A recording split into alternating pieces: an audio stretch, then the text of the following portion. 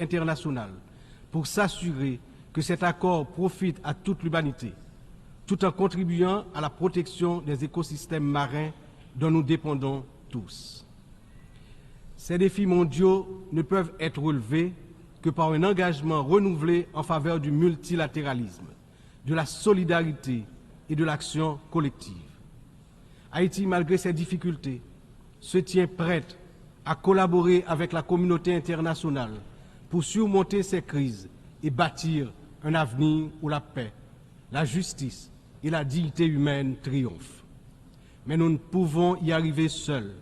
C'est ensemble que nous devons agir pour garantir que personne ne soit laissé de côté. Excellences, Mesdames, Messieurs, en proclamant l'indépendance d'Haïti le 1er janvier 1804, le général Jean-Jacques Dessalines, père fondateur de notre patrie, a donné aux droits de l'homme leur caractère universel. En d'autres termes, avec le triomphe de la révolution haïtienne de 1804, ayant lancé le processus de démantèlement de l'ordre colonial et esclavagiste, les droits de l'homme ont cessé d'être uniquement les droits de l'homme blanc pour devenir les droits de tous les hommes, de toutes les femmes, c'est-à-dire les droits de l'humanité tout entière.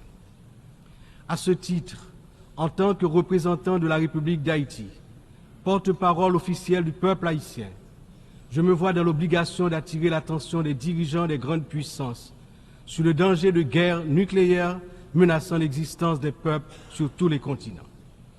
Dans cette optique, au nom de la République d'Haïti, je lance un vibrant appel aux chefs d'État de tous les pays membres des Nations Unies pour leur demander d'éviter à l'humanité le péril de la fin de la civilisation sur Terre. Monsieur le Président, Excellences, Mesdames et Messieurs, je m'exprime aujourd'hui avec l'expérience de plusieurs années consacrées au service de mon pays. Mon parcours politique, profondément ancré dans l'histoire d'Haïti, m'a permis de traverser de nombreuses épreuves, toujours avec un même objectif, le progrès de mon pays, la fierté, la dignité restaurée et le bien-être du peuple haïtien meurtri. Ayant présidé le Sénat de la République de 1995 à 2000, puis ayant été témoin de moments critiques de notre histoire politique, j'ai vu de près les défis auxquels notre nation a été confrontée. Mon engagement politique remonte à une époque où les luttes pour la stabilité et la démocratie étaient omniprésentes. Aujourd'hui, en tant que président du Conseil présidentiel de transition, je me retrouve à nouveau à un moment charnière de l'histoire d'Haïti. Mon parcours m'a enseigné que la résilience et la volonté collective sont les seules voies pour garantir un avenir stable et prospère.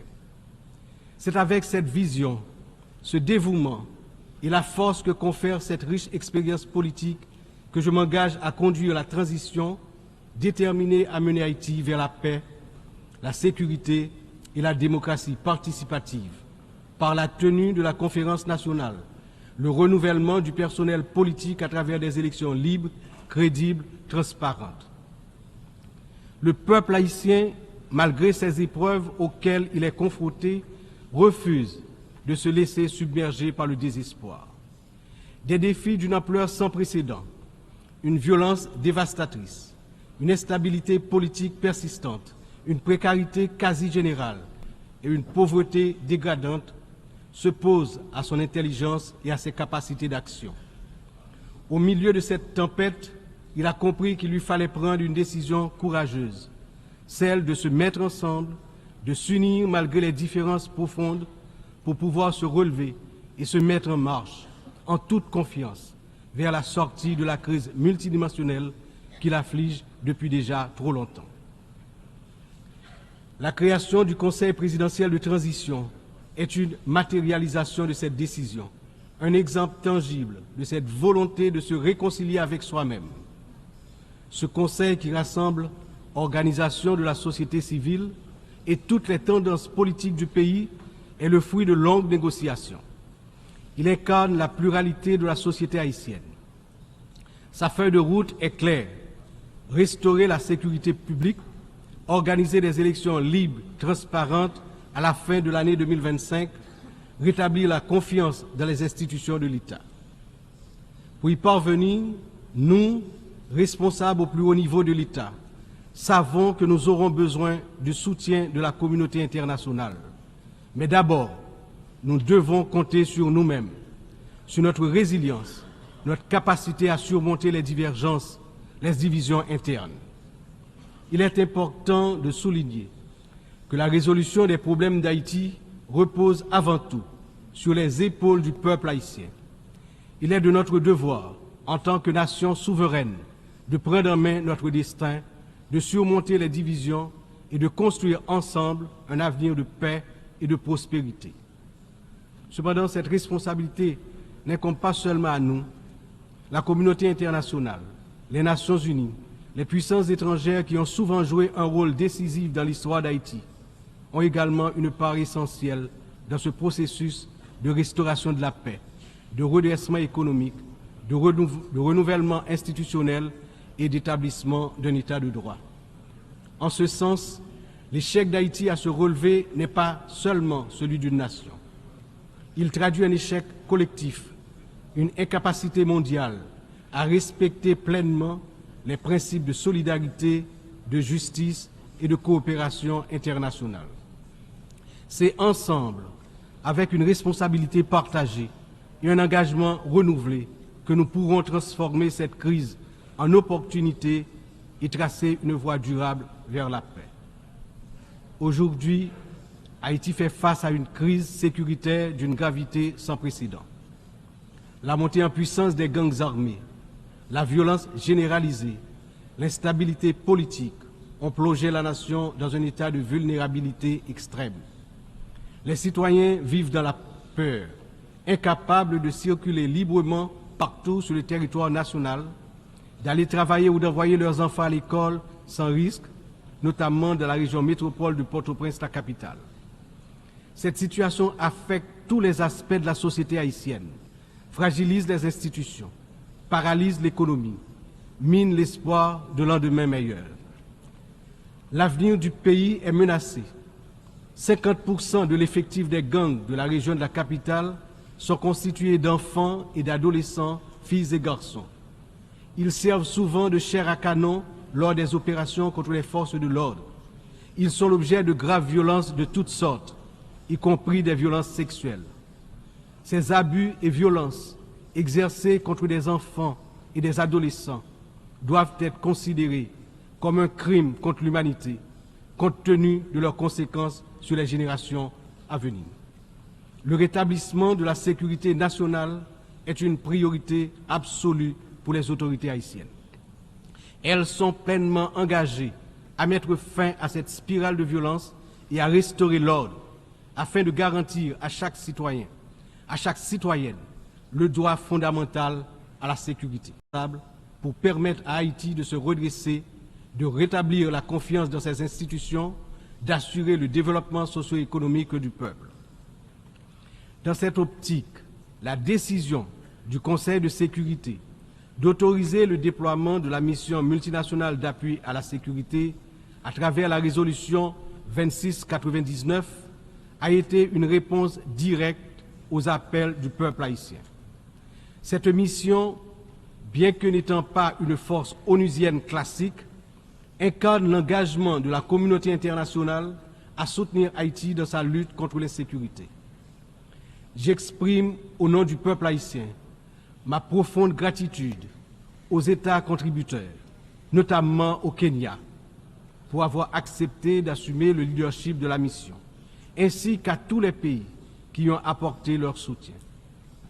Les forces de sécurité nationale, avec l'appui de la mission, ont déjà montré des résultats tangibles sur le terrain permettant à la population de retrouver progressivement une certaine normalité. Beaucoup, néanmoins, reste encore à faire. Haïti a accueilli plusieurs missions des Nations Unies au cours des 3 dernières décennies, notamment la MINUSTA. Si certaines de ces missions ont contribué à stabiliser temporairement le pays, elles ont également laissé un héritage lourd de conséquences. Des allégations de violations graves des droits humains, y compris des abus sexuels, ont ébranlé la confiance du peuple haïtien. L'absence de poursuite et de réparation pour les victimes a renforcé un sentiment d'impunité, minant ainsi les efforts de reconstruction. Il n'est cependant jamais trop tard pour bien agir et pour tirer des leçons du passé. En repensant l'approche, nous avons l'opportunité de redorer le blason des missions internationales en Haïti et de construire un avenir meilleur pour le peuple haïtien. C'est dans cet esprit que nous souhaitons voir amorcer une réflexion sur la transformation de la mission de soutien à la sécurité en une mission d'opération de maintien de la paix sous mandat de l'Organisation des Nations Unies. Cette transformation permettrait non seulement de sécuriser un financement plus stable et d'élargir les capacités de la mission, mais également de renforcer l'engagement des États membres en faveur de la sécurité en Haïti. Je suis convaincu que ce changement de statut, tout en s'assurant que les erreurs du passé ne se répètent pas, garantira le plein succès de la mission en Haïti. Excellences, Mesdames et Messieurs, je me tiens aujourd'hui devant cette Assemblée en tant que voix de la République d'Haïti, pays dont l'histoire est inextricablement liée aux idéaux de liberté et de justice que nous célébrons tous ici. Mais Haïti, la première nation noire indépendante du monde, est aussi la grande victime d'une injustice historique qui a non seulement retardé son développement, a aussi marqué son peuple d'un fardeau dont les répercussions se font encore sentir. En 1825, à peine 21 ans après avoir gagné sa liberté au prix d'une lutte héroïque, Haïti a été contrainte de payer une dette colossale à la France, pays colonisateur, en échange de la reconnaissance de son indépendance. Cette rançon imposée sous la menace a siphonné les ressources de la jeune nation, la plongeant dans un cycle infernal d'appauvrissement dont elle peine toujours à sortir. Cette dette a été une forme de punition pour sa hardiesse à se libérer des chaînes de l'esclavage et hisser l'être haïtien à la dignité de l'homme. Elle a été une pénalité injuste qui a asphyxié le potentiel économique et social du peuple noir d'Haïti pendant des générations. Dans le contexte d'aujourd'hui, où plus que jamais, l'attention est portée sur les efforts pour restaurer sans délai la sécurité et répondre aux immenses besoins humanitaires en Haïti, il me paraît important d'attirer l'attention de l'Assemblée sur les séquelles du passé colonial et des rançons payées à certaines puissances qui ont largement hypothéqué le développement d'Haïti. Il n'est pas sans intérêt de rappeler qu'Haïti a été le seul pays à avoir payé pour son indépendance, obtenue pourtant dans le feu et dans le sang. À la veille du bicentenaire de cet événement inédit dans l'histoire du monde, n'est-il pas venu le moment de la restitution des montants consentis? À cet égard, mon pays s'est félicité des propositions formulées par un certain nombre de gouvernements et également certaines agences des Nations Unies pour des actions concrètes en vue de la reconnaissance, la réparation et la restitution des torts du passé.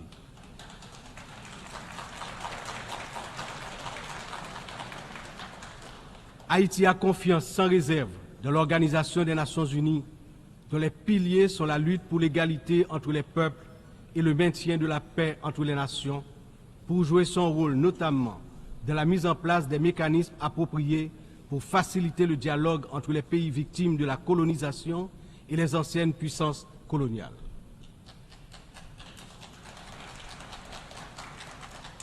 Ici, à cette 79e session de l'Assemblée générale, Haïti est par mon entreprise,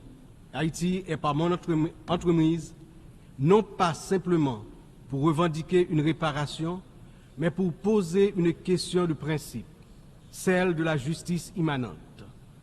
Ma démarche est résolument engagée, structurée et bien documentée. Le Comité national de restitution et réparation, en collaboration avec la Commission des réparations de la CARICOM, a déjà entrepris des travaux exhaustifs sur ce sujet. Nous demandons la reconnaissance d'une dette morale et historique et la mise en œuvre de réparations justes et appropriées qui permettront à notre peuple de se libérer des chaînes invisibles de ce passé injuste. Excellences, Mesdames et Messieurs, l'histoire nous enseigne que les nations ne se relèvent pas dans l'isolement, mais dans l'union des forces, dans l'engagement résolu à bâtir un avenir commun. Haïti, cette terre qui a offert au monde un symbole de liberté inébranlable et qui a aidé plusieurs nations à se libérer du joug du colonialisme barbare, ne cherche pas la charité, mais la justice, le respect